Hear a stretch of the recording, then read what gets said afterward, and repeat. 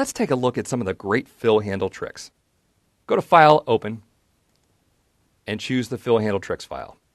The fill handle is that little square dot in the lower right-hand corner of the cell pointer.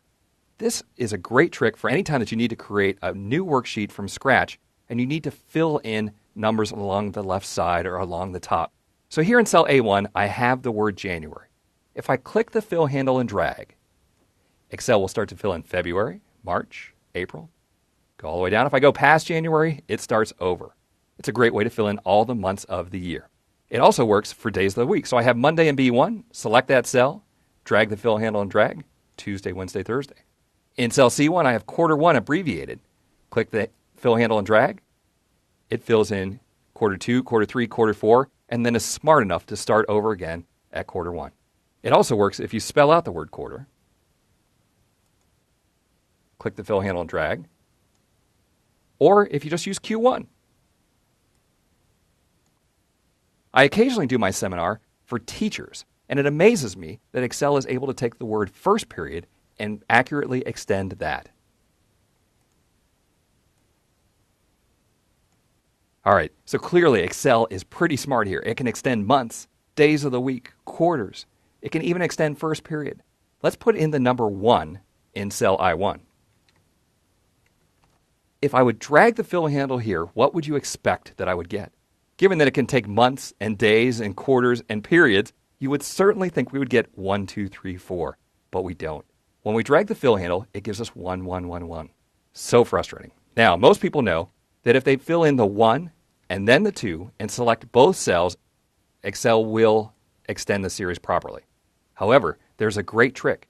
Just put the 1 in the first cell, and instead of dragging the fill handle, hold down the Control key while you drag the fill handle, and Excel is smart enough to extend the series. This trick works with dates. Use Control semicolon to put in today's date. Drag the fill handle, and it'll fill in tomorrow, the next day, the next day, the next day. My favorite trick involving dates is filling just weekdays. If you happen to work in a job where you work Monday through Friday, Microsoft has added a great feature for you. In cell H1, I'm going to hit Control semicolon again to put in today's date. Now this cell was previously formatted to show me the long date, and the column is not wide enough. To make the column wider, we want to double click right here between H and I. There we go. There's today's date showing the complete value. The reason I want to show the Monday here is to show how the weekdays works. Instead of clicking and dragging the fill handle, I'm going to right click and drag the fill handle. The tooltips pretend like it's going to fill in Wednesday, Thursday, Friday, Saturday, Sunday. But when I let go, a new context menu pops up and I can choose Fill Weekdays. In this case, it will fill in Monday through Friday, skip the Saturday and Sunday dates, and go ahead to the next Monday. Now again, we still have some values that are wider than the column, so I'll want to double click between H and I to make the column wider. The fill handle is brilliant for all of these built-in lists. But I bet at work, you have some lists that Microsoft never even thought of. Let's say that you worked at a shop that sold bagels, and continuously you had to type a list of all your different bagel types. You can set this up as a custom list in Excel. I'm going to choose one cell and type my list of bagels. This is the list of bagels that I would probably type 10 times a day in and day out.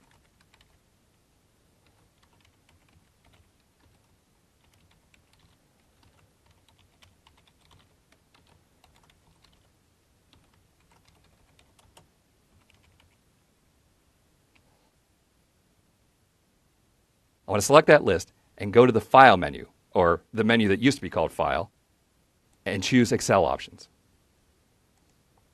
On the left-hand side, we have many categories, and it starts out on the popular category, which is the right place.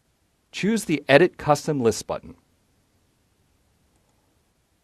You'll notice that because I had previously selected my 6 cells, that those cells are already selected next to the Import button. L1 to L6 is where my custom list is. I'm going to click the Import button, and you'll see that I now have my list of bagels in the Custom List tab. I'll click OK, and click OK to close Excel options. Now that I've done this, my list of bagels becomes a valid list that works with the autofill handle. For example, let me type any bagel type in cell N1. When I click the fill handle and drag, Excel will automatically extend my list to include the other bagels. Now, this works for any kind of list that you might have. It might be account numbers, cost centers, department names, employee names. Whatever list you have, you can add a custom list, and it will remain available to all workbooks that you ever open on this particular computer. Custom list feature is a great way to take a very popular feature, the fill handle, and make it work for something specific to your job. Okay, so that's our fill handle topic. We can close this file. And we're done with lesson 1.